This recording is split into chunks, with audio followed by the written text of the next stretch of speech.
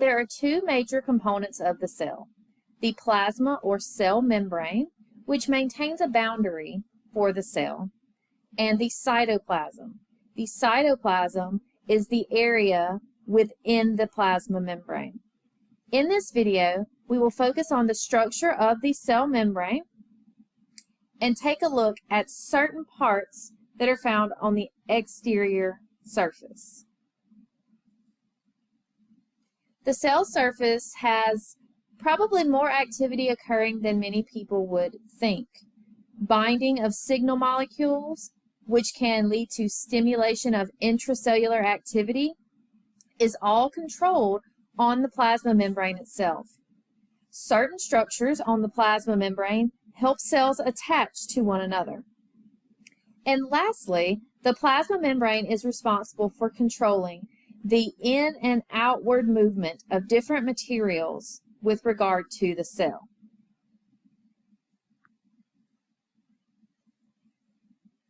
The plasma membrane is composed of two major molecules, lipids and proteins.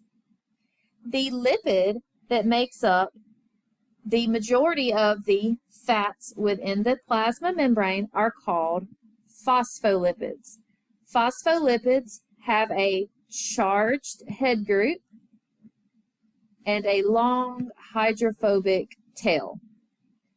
When we think of the plasma membrane, you hear it described as a phospholipid bilayer. That's because the hydrophobic or non-water-loving tail regions of these fats interact with each other.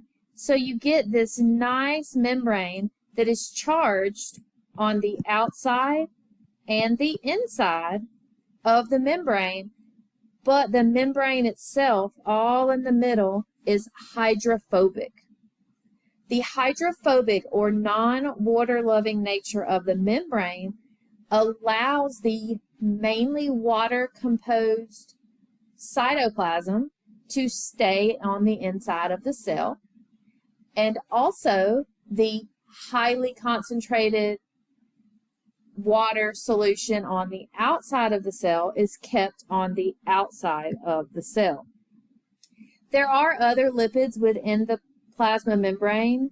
Most notably would be cholesterol. Cholesterol is responsible for helping to control the fluidity of the membrane. The more cholesterol you have, the more tightly packed your membrane is going to be. There are also some lipids termed glycolipids, the glyco meaning sugar. These are lipids that have a small sugar or carbohydrate portion. The phospholipids and other lipids of the membrane create the structure of the membrane. The function of the membrane is accomplished through membrane proteins. The integral proteins of the membrane actually go all the way through the cell membrane. The peripheral proteins are found either on the inside or the outside of the plasma membrane. The membrane proteins have many different functions. They can act as receptors to receive a signal. The membrane proteins themselves can actually carry out the chemical reactions. These are called enzymes. But one thing we're going to spend a lot of time talking about, even in this particular section, are the fact that membrane proteins can act as channels and carriers, actually controlling what goes in and out of the cell.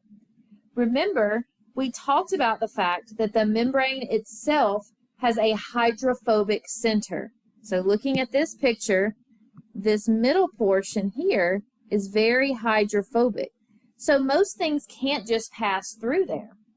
But if we have a nice protein that creates a channel within that hydrophobic region, we can allow and even control what moves in and out of that cell.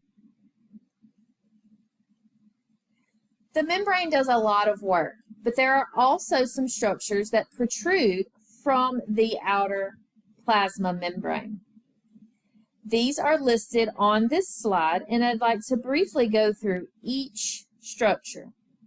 First, microvilli. These are finger-like projections of the plasma membrane.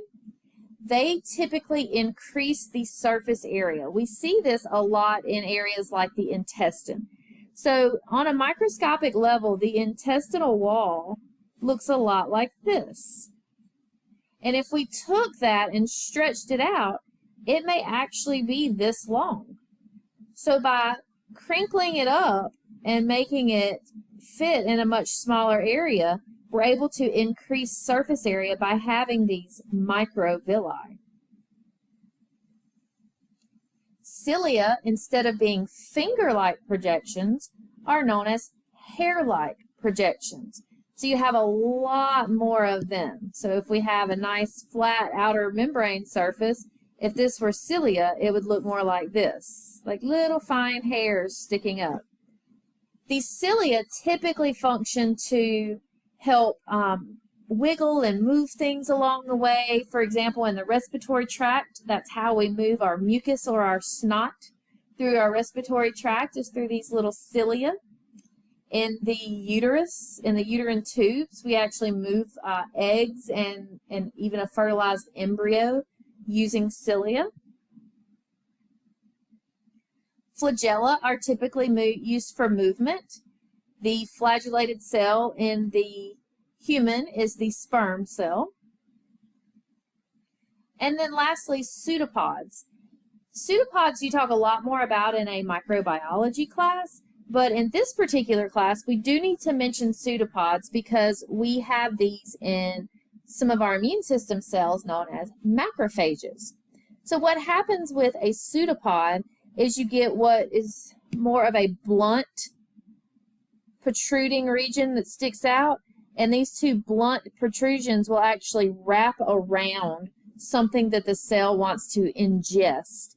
And so in this particular picture we have this macrophage that's actually grabbing a hold of the bacteria, and these large blunt projections will reach around those bacteria, grab them, and ingest them.